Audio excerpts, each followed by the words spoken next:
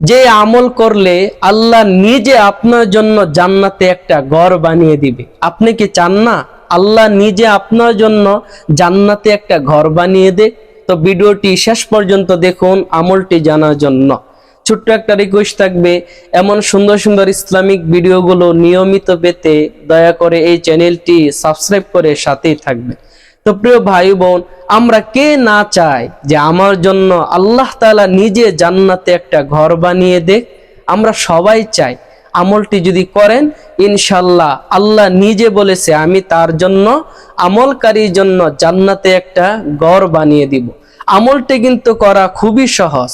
আমলটি হলো প্রতিদিন আপনাকে 12 রাকাত সুন্নত আদায় করতে হবে। আমি এখনই বলে দিব কোন কোন কোন সুন্নত গুলো পড়বেন এবং কিভাবে পড়বেন।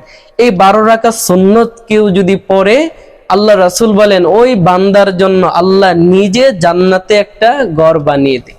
তা আসুন আমরা সরাসরি এখন জেনে আসি ওই 12 রাকাত সুন্নত কোন সময় পড়বে।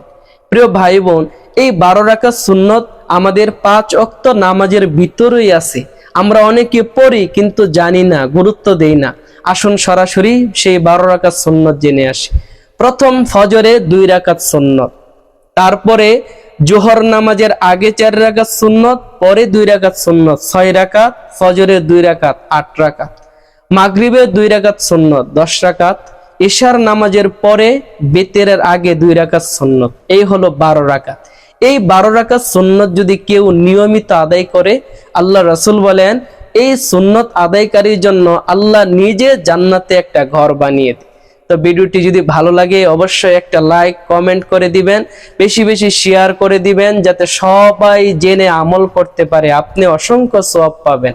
পরবর্তী এমন সুন্দর সুন্দর ইসলামিক ভিডিওগুলো পেতে দয়া করে চ্যানেলটি এখনই সাবস্ক্রাইব করে দিবেন।